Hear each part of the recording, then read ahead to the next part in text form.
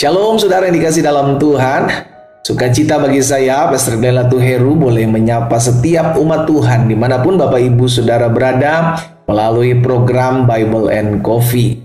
Saudara yang dikasih dalam Tuhan, kita akan sama-sama merenungkan firman Tuhan. Kita berdoa, kita datang sama Tuhan. Bapa Surgawi, kami mengucap syukur buat hari yang dahsyat, hari yang luar biasa, hari di mana kami mengecap kebaikan Tuhan di negeri orang-orang hidup, hari di mana kami kenyang akan segala kasih dan kesetiaan Tuhan. Karena itu kami mau buka hati kami untuk firman-Mu, biarlah Roh Kudus yang mengajarkan kepada kami segala sesuatu yang menjadi kebenaran, yang kami percaya kebenaran itulah yang memerdekakan kami. Urapan Tuhan ada atas setiap kami. Di dalam nama Tuhan Yesus Kristus kami berdoa. Haleluya. Amin, amin. Puji Tuhan. Saudara dikasih dalam Tuhan, pertolongan kita itu datangnya dari Tuhan. Sama-sama bilang, pertolongan saya datang dari Tuhan. Itu sebabnya ketika kita diperhadapkan dengan situasi apapun, kesusahan apapun, penderitaan yang terjadi hari-hari, tetap andalkan Tuhan. Minta pertolongan datang dari Tuhan. Saudara, hal ini pernah dialami oleh seorang yang bernama Mordekai, ya, seorang Yahudi yang ada dan tinggal di dalam Puri Susan, di mana pada saat itu zaman pemerintahan atau kepemimpinan Raja Ahasiweros.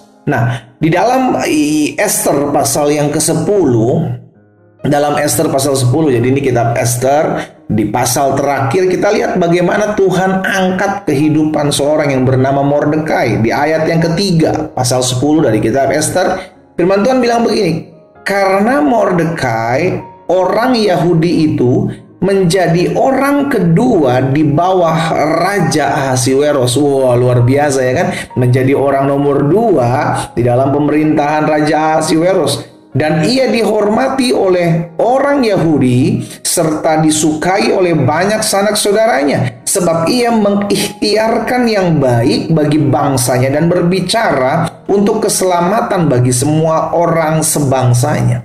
Jadi seorang yang bernama Mordekai ini, orang Yahudi, ya kan, ini diangkat sama Tuhan untuk menjadi orang nomor 2 setelah Raja Ahasiweros, pemimpin pemerintahan, saudara dikasih dalam Tuhan. Tapi kita nggak boleh melupakan apa yang terjadi sebelumnya. Wah, apa sih yang terjadi sebelumnya? Mengerikan, saudara.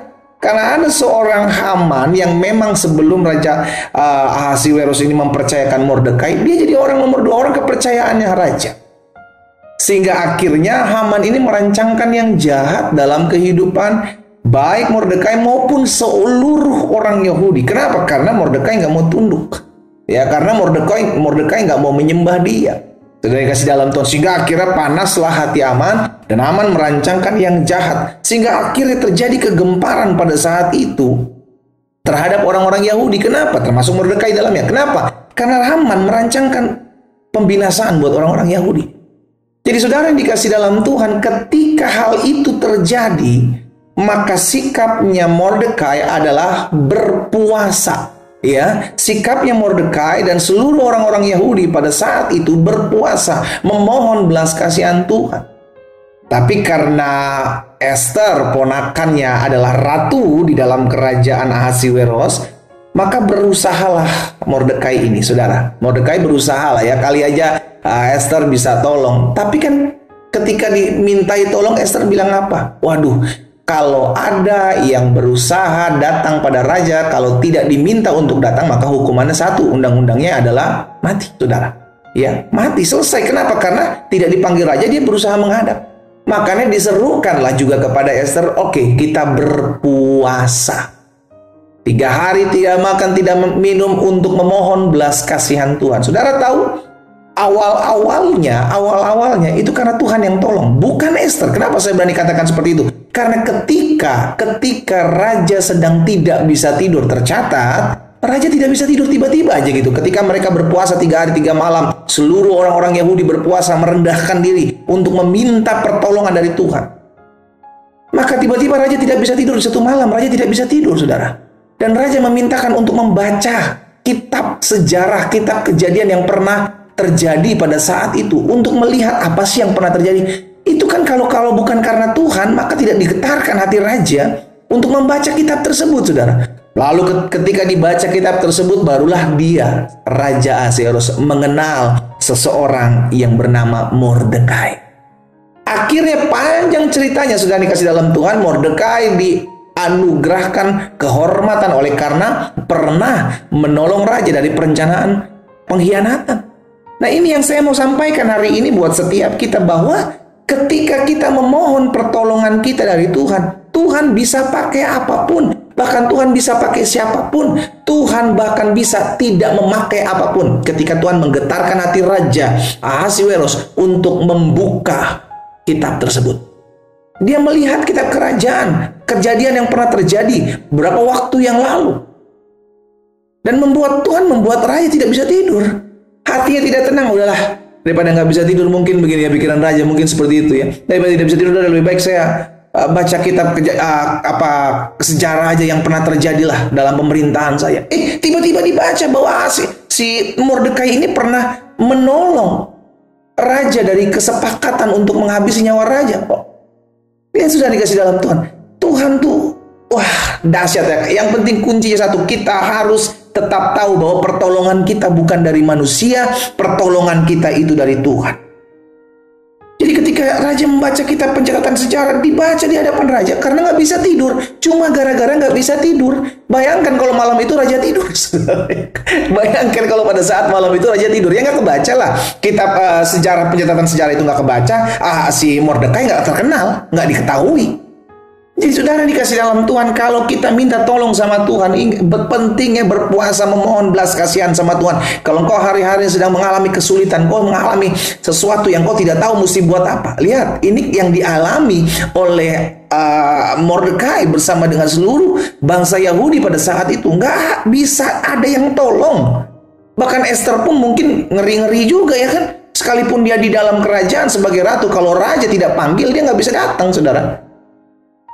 Itu sebabnya hari ini kita diingatkan, kalau Tuhan udah tolong saudara, wow, tidak ada yang bisa menghalanginya.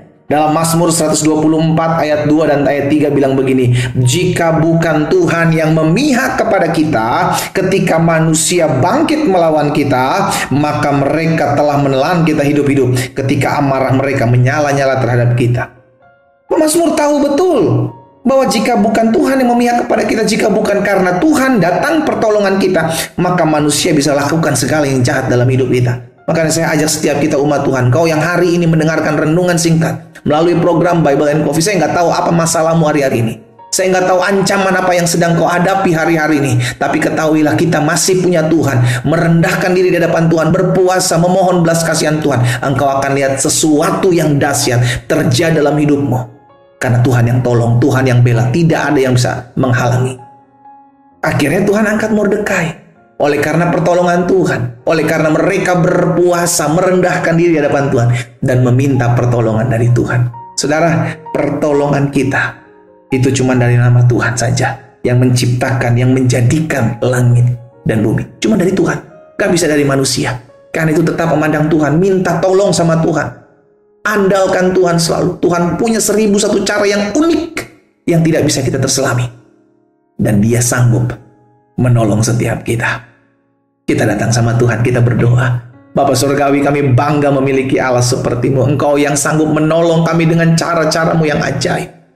Kami berdoa ya Tuhan, biarlah setiap kami yang hari-hari ini mungkin sedang mengalami jalan buntu, kami yang sedang menghadapi tekanan hidup, mengalami kesusahan hidup, kami mau mengandalkan Tuhan, kami mau meminta belas kasihan Tuhan untuk tolong setiap kami, sehingga kami melihat pembelaan yang berasal daripada Tuhan. Bapa, hamba serahkan umat-Mu satu persatu dalam tangan Tuhan yang kuat. Kalau ada di antara mereka yang hari-hari ini butuh pertolongan, biarlah Tuhan belas kasihan-Mu ada atas setiap mereka, sehingga mereka melihat campur tangan Tuhan, mereka lihat pembelaan Tuhan, mereka lihat pertolongan yang datangnya daripada Tuhan. Berkat-Mu ada atas setiap kami Allah. Di dalam nama Tuhan Yesus Kristus kami berdoa. Haleluya. Amin.